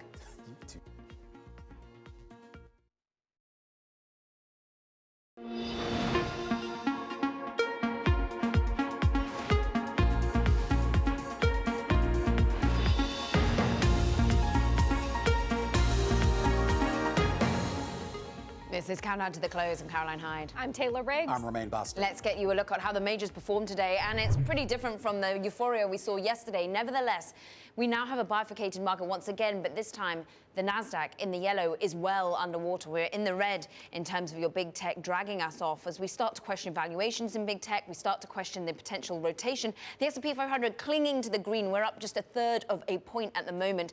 Industrials helping lead that way, but Dow Jones Industrial Average is your outperforming the purple, so too are your small caps in the blue, Romaine. Well, let's take a closer look at that bifurcation, the big tech, and of course those big valuations. The NYSE FANG index right now testing to the downside, that 50-day moving average, which is right around 54.13. You can see down for another day here. Cloud stocks also getting dragged down. Remember, this is the global X Cloud Computing ETF. Right now, of course, that contains a lot of those, quote, stay-at-home trades, a lot of those work-from-home trades. You're talking about Zoom, you're talking about Twilio, Zscaler, a lot of names, of course, that have posted just monster growth rates. Remember, in the most recent quarter, Zoom's revenue growth rate was 355%. A lot of doubts here that if we start to leave the house, those growth rates won't be sustainable. The KBW Regional Bank Index up phenomenally here for another straight day as that rising rate environment continues to underpin it. And we talked about this a little bit earlier. Interesting rally going on with the home builders. Right now, you're taking a look at the Standard & Poor's Super Composite Construction and Engineering Index. This includes like Fluor, Jacobs, Quanta, a big bet here, Taylor, on not only an economic rebound, but that we'll see a lot more civil engineering and infrastructure projects under a Biden administration. Well, let's talk about that economic rebound and the impact on market. And for that, we go to Michael Shaul, who's chairman, CEO, and founding partner at Marketfield Asset Management. And I'm wondering if 2 days of trends make, if this is the beginning of that rotation into value, into cyclicals, or do you still need more proof that the rotation is underway? I like the distinction you just made there. I'm much more interested in cyclicals than value. This is more about a resurgence of economically sensitive parts of the equity market, and it didn't start yesterday. It accelerated yesterday. You can really trace this back to the end of the summer. Technology peaked against the overall market right at the beginning of September. And cyclicality, industrials and materials and sectors like that have actually been outperforming since that period of time. Obviously, something like yesterday is an aberration and not sustainable, but it's part of a changing trend in relative performance. And so where are you seeking out the opportunities now, Michael? If we see such huge rallies in the likes of Disney and some of the Carnival cruises and the like, where are the more interesting trades you could be making? As I say, we generally have steered away from virus reopening trades, since April. I mean, obviously yesterday was a good day to be in them, but we've been much more sort of optimistic about global economic growth, and anything to do with durable goods globally, really looks interesting to us. So in the U.S., that's industrials and materials. Perhaps energy is finally entering that trade, and globally, the Asian markets, the Asian indexes really are a standout and have been since the late springtime. Yeah. Because that's really where the bulk of the stuff gets made. And I think sorry. Yeah, talk a little bit more about that, Michael, particularly what's been going on in Asia, because when we talk about an economic recovery, at least globally speaking, we've seen a lot of great data, or at least good enough data, coming out of that part of the world that seems to suggest that the durables that you just mentioned there, that rebound is definitely in full force. Yeah, I think Asia has two key advantages. One is domestically, it is not nearly as disrupted as the U.S. and Europe, and right now, is not battling COVID on a sort of day-to-day basis as a public health emergency. And the other big advantage it has is that it's strong export activity in durable goods in areas such as engineering and obviously also technology. That is the stuff that is being purchased in the United States and domestically within Asia and the Chinese, mostly out of the Chinese economy. So, Japan, for instance, hit a 29-year high last night without anybody really paying attention because of all the sort of brouhaha about the U.S. Yeah, absolutely. A great point there. Of course, we're speaking here with Michael Shallow, Chairman, CEO, and founding partner over at Market Field Asset Management. He's sticking with us as we count you down to the close. 5 minutes to go here. We want to turn over to Taylor right now. He's got a little bit of a closer look at what's going on with U.S. markets. And Romain, we've been talking about the reopening trade, right, and the cyclicals. And I wanted to look not only on the rotation from growth to value, but big to small. And we can do that here with the Russell 2000 relative to the S&P 500. Yesterday, of course, that line on the bottom hitting 6%. So you're seeing some of the biggest outperformance of small cap stocks relative to the big by near the most on record. Today, that trend continues. We're almost at 4%, not as much as yesterday, but that trade still very much intact. I want to take a look at our stock of the hour. Romain, you've been all over the story, so I'll just hit it again briefly. American Airlines, Carnival, some of the few reopening trade stocks that are taking advantage of yesterday's big rally, cashing in, raising some equity. American selling $500 million in stock, helped to shore up that balance sheet, along with Carnival as well, looking at more than $1 billion. So those shares lower, of course, a little bit on that announcement. And finally, I want to flip up the board. And Michael, I'd love to bring you back into this conversation. I'm showing a board here, frankly, of record low yields on high yield bonds, and we'll pull it up later. But basically, the point is, we now have a record low yield of 4.56% on junk bonds. As you take a look cross-asset, do those junkier credits, does that still look attractive to you, or have yields come down and spreads compressed too far, too fast? I mean, look, I always feel that when the high yield market is priced like this, it's, you want to step into sort of infinite duration, which is equity. It's really equity activity that gets rewarded when high yield gets compressed this far. Within high yield, the nominal yields, simply aren't that attractive. And if you're going to take the risk, which comes along with high yield, you might as well take the returns that come with equities. But when we see a pop in yields on U.S. Treasuries as such, we have nearly 1%. I mean, 1% is hardly anything, we know, in a longer term perspective. But does it make you question the valuations of about 21 times for the S&P 500 versus future earnings? I mean, not on a sort of simple mathematical basis. I mean, that sort of equates to a P of 100. If we took the BA, the triple B yield, you'd still be supporting a yield in the mid-30s. But I do think that by the end of August, beginning of September, valuations were very stretched within technology and obviously anything to do with work from home. And a period of consolidation and correction is not a surprising outcome. I think provided those sectors can deliver the news people are looking for, I think they can be okay. I think it'd be a fairly benign process. But they have dominated relative performance for most of the last 4 years, really post 2016, and frankly, a lot of the last 7 years. And this is going to be quite a big change if they're no longer the sort of key global leadership, and the potential for a partial reallocation of portfolios away from those very large cap sectors towards much smaller aggregate caps in areas such as the industrials and countries with generally less aggregate market cap. You can have explosive performance of the type that we've seen this week.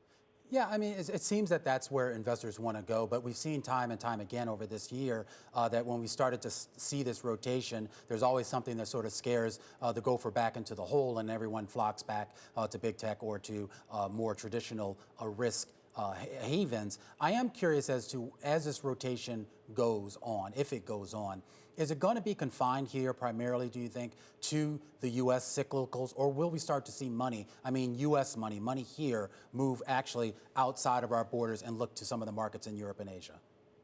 Yeah, I think money will start going to Asia. At least the money stopped coming out of it. Japan still had outflows through most of the summer. Now foreign investors are positively investing. I think that my best guess is that I don't think people sort of dump the U.S. and buy the rest of the world, but I do think as institutions raise new funds, which they sort of do organically, that new money is allocated much more broadly than it has been over the last few years. And that I do think, I don't think it's going to be a mad rush into foreign markets, but I do think that for the first time in a few years, institutions will be increasing their non-U.S. equity ownership. And within those countries, equally importantly, they'll be exporting less of their money to the U.S. and investing more of it domestically. All right, speaking here with Michael Shaul, Chairman, CEO, and founding partner over at Market Field Asset Management. He's going to stick with us here as we get set here for the closing bells here on this Tuesday afternoon in New York. You can see that bifurcation that Caroline was talking about a little bit earlier. Dow Jones Industrials finishing up about 1% on the day. The S&P 500 down, your NASDAQ down. You don't see it on your board, but Russell 2000 up 1.84%, Caroline.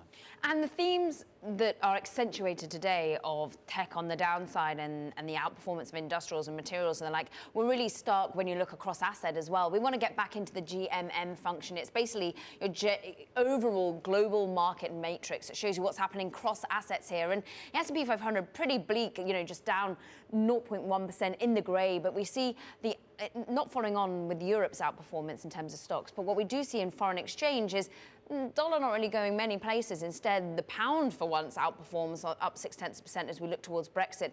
But we do see focus on bond market. Look in the bright red, the flashing lines in terms of how much yields ticked up on the Japanese 5-year, on Sweden, we got Switzerland. All basically this is a global trade where we see yields push higher, Taylor.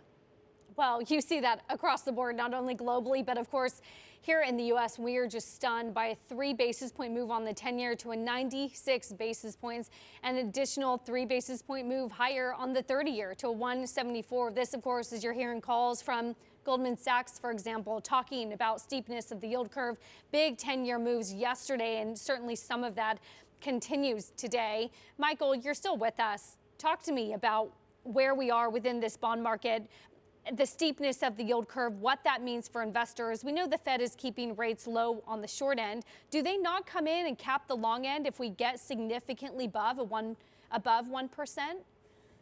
Look, I think if you got to the point that the Treasury was having a hard time issuing securities, the Fed would be all over it. But a steeper yield curve is historically good news and is part of confidence rebuilding in the financial system. I don't think 1% is a magic number. As I say, I think the key for the Fed is that the Treasury market is orderly. 3 basis point moves aren't going to particularly concern them. 23 basis point moves consecutively might start to concern them. And I think that the real red flag would be if you start to see bid-to-cover ratios in Treasury auctions get down to the levels that the Treasury is clearly having a hard time, issuing securities. So it's not necessarily a magical, yield level that the Fed feels it needs to intervene. It's more the orderly nature of the Treasury market, that they are desperate to see the Treasury market behave in an orderly fashion. And after that $41 billion auction today, it was a little bit of indigestion digesting that today. Michael Schau, we love having you on, Chairman, CEO, and founding partner of Marketfield Asset Management, with us through the close. More markets coverage coming up for you next on Bloomberg Markets, because we got earnings. They're still coming, and we're going to be looking at Lyft after this. This is Bloomberg.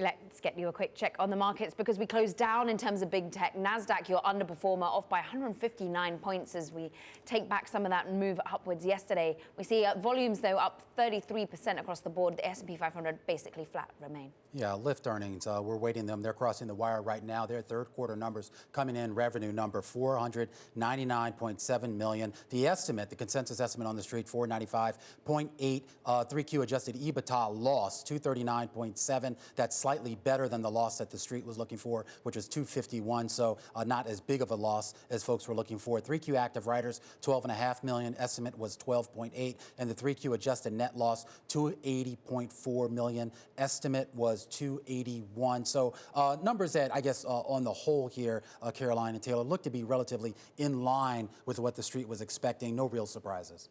Let's ask the man who covers it, Mandeep Singh of Bloomberg Intelligence, who was all over Uber last week, of course, and then Lyft today. Mandeep, does this look better to you than expected, with better than expected revenue and losses that aren't as bad?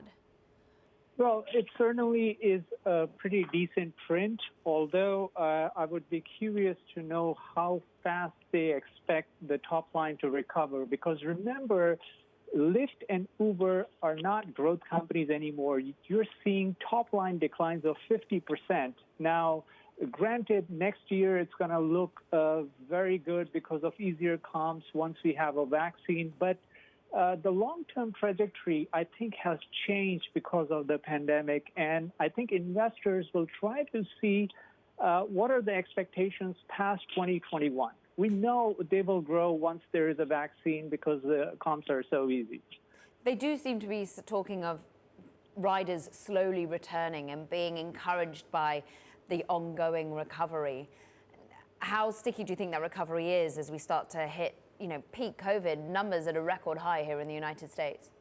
Yeah, so the near term doesn't look good at all. In fact, even if the riders return, and one metric I can point to is they said the revenue per rider declined 7%. That's a metric that used to, grow in double digits prior to the pandemic. So it kind of shows the monetization per rider is going down. And part of the reason is there are no airport rides. Airport rides are about 15 to 20% for both Uber and Lyft. So once you take out the profitable portion of their rides, it does pressure both their top line and their EBITDA. I am curious, though, Mandeep, sort of what is kind of the long-term growth story here? I mean, you started off by saying that Uber and Lyft really aren't growth stocks. You're talking about a company here, at least with Lyft, that pretty much never got close back to its IPO price. And I don't understand what gets it there beyond just us taking more rides. Yeah, so you're right, Romaine. I think this kind of the whole aspect of Uber and Lyft being an alternative to car ownership is going away.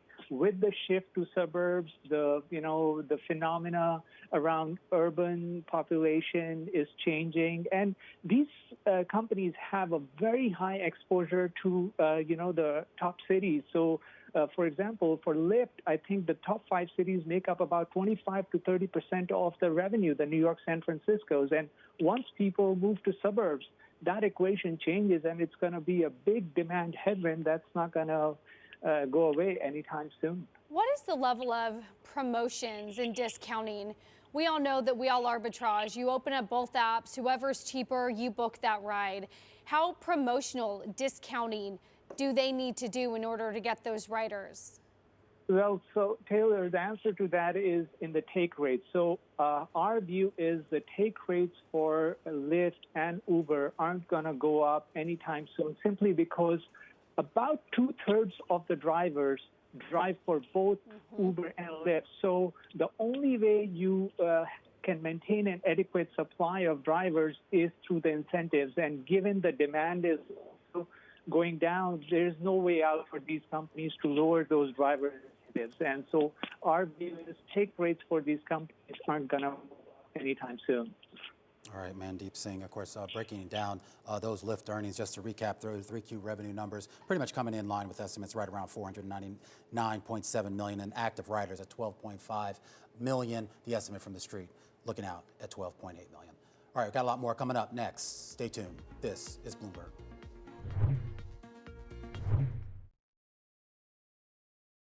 Thank you, Romaine. I think we have some breaking news. Yeah, I'll pick it up from here. Mark likes you better than me, Taylor. Disney, interesting move, reshuffling some of the executives there at their TV business. The headline here is really that Gary Marsh, who had been running the Disney Channel, is now going to be put in charge of basically all of the company's TV properties, essentially all of its Disney-branded content for its TV networks and streaming services. And just to kind of parse through some of the gobbledygook here, Caroline and Taylor, I think the real issue here is basically Disney saying is that they are basically not looking at TV as sort of streaming versus linear.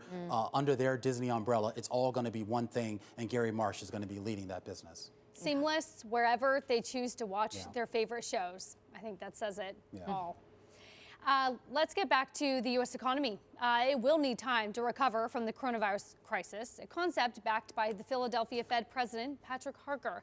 In an interview with Bloomberg's Carol Massar, he discussed how he believes the U.S. workforce can benefit from retraining and other aid, even post-pandemic. Take a listen. Without getting into the specifics of the election, I think the message that I take away from this is workers want to, feel like they're valued and that they're rewarded for their work. And people who haven't made it yet, right? People who want to get into the middle class, they need a ladder up. They need a rung up on the ladder. They feel frustrated. And that's not just in the urban centers. That's true across the country. I think about my district in rural Pennsylvania. They feel the same way. So I think that's the work we're trying to do at the Philly Fed, is to figure out how to accelerate that process to bring more people into the middle class. And we're going to break it all down. What do you think about, though, in terms of a new administration, in terms of leadership, and in terms of really the meaningful policy discussions that we need to be having when it comes to workers? Because it's amazing, and you and I talked about this a couple of weeks ago, in terms of forgotten workers. It's not just a 2020 thing. It's been around for years. Exactly. And I think first, I'm looking forward to having policy discussions, right? Deep policy discussion, having a debate. This is the nature of our democracy, having that debate. And I think this is worthy of a serious debate. I think this is one of the most critical problems we have, because if we don't solve this problem, then people lose hope, right? And when they lose hope, lots of bad things happen, whether to their health or to their communities. So we've got to focus on this right now. So I also want to ask you one other macro. What is the economic backdrop that we're going to be dealing with as workers? One of the things I know we have a lot of conversations in our newsroom is workers are worried. They're either worried about keeping their job or they don't have a job. What's the economic backdrop we're going to be dealing with for the next 6 to 12 months? So start out quickly. Before the pandemic hit us, we had a strong economy. It wasn't perfect. It wasn't perfect for everyone, but it was strong.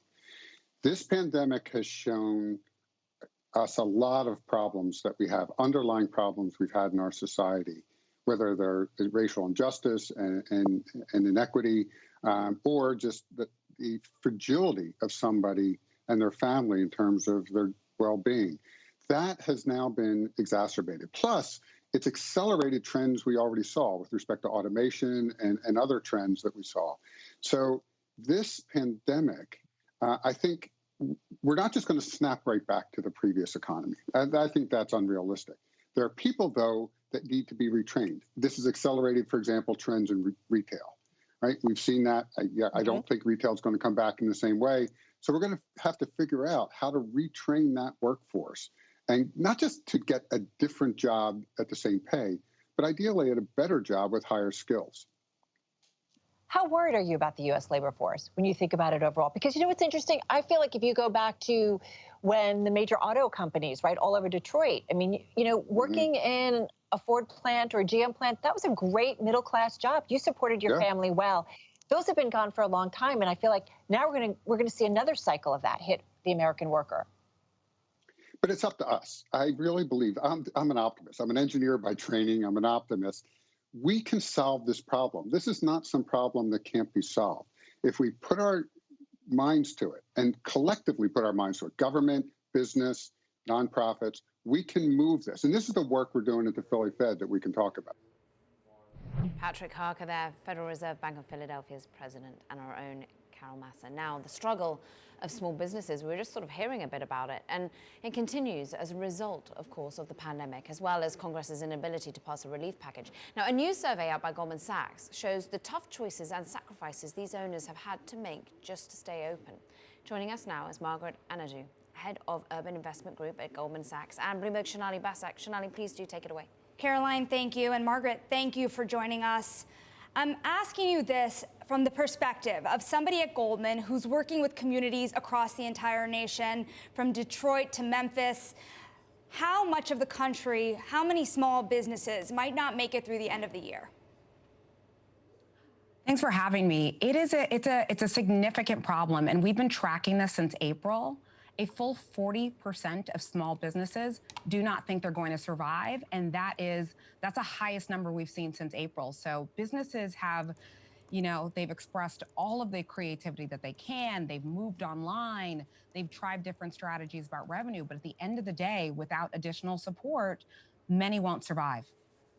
Margaret, it's not really clear when or if we're going to get that support. If we do get it, what form it will take. What's sort of, I guess, the length of time that some of these businesses have to keep going as they are before we start to see a material effect on the economy? And I mean, we're seeing that impact now. I think one of the things that was most striking in our last set of data, we saw that 42% of small businesses have already had to either cut their workforce or cut back wages.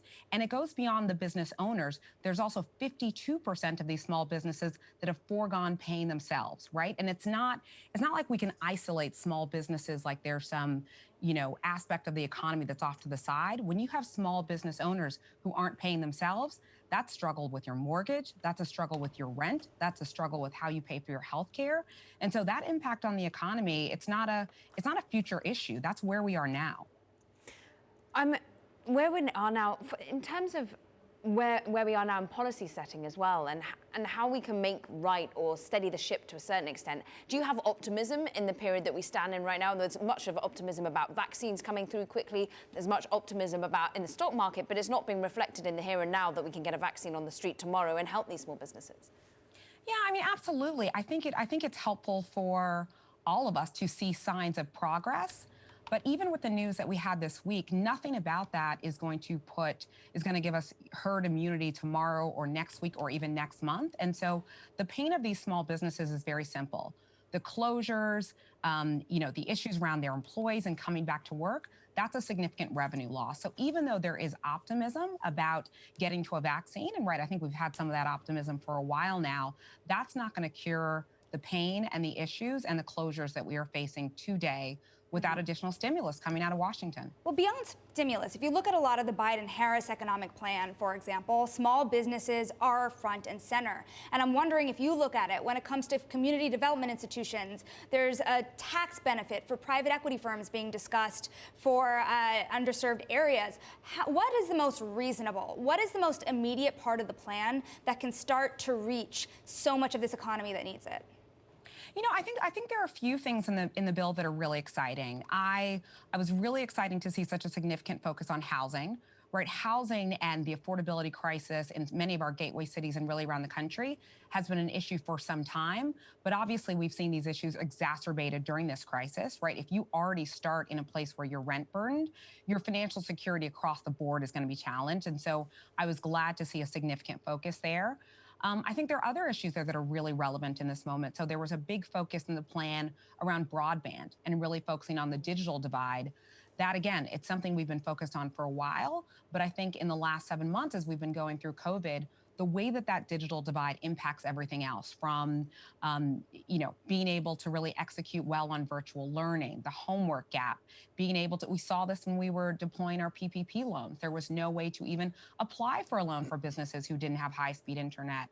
And I think the other part that's important about that focus is the digital divide, of course, also has a racial divide. 25% of Black families in this country don't have high-speed internet. And so that's going to limit your healthcare access, your ability to find employment. I mentioned the point about school. And so I do think there are parts in the Biden plan that we should be excited about. So let's talk about, though, access to capital for a lot of these businesses. Obviously, a lot of them can't come and knock on Goldman's door for a loan. There was a big concern here, particularly when that PPP program was rolled out, that the relationship between small businesses and smaller banks, community banks, doesn't really exist in the way that maybe it used to 30 or 40 years ago. What are we doing right now to sort of, I guess, facilitate a banking environment where small businesses have the ability to tap into those loans and tap into loans when they need them immediately? Yeah, I think we need to go at this from all angles. I think we need to do a better job in how the mainstream financial system serves underserved communities, whether that be in rural areas, low income, minority owned businesses.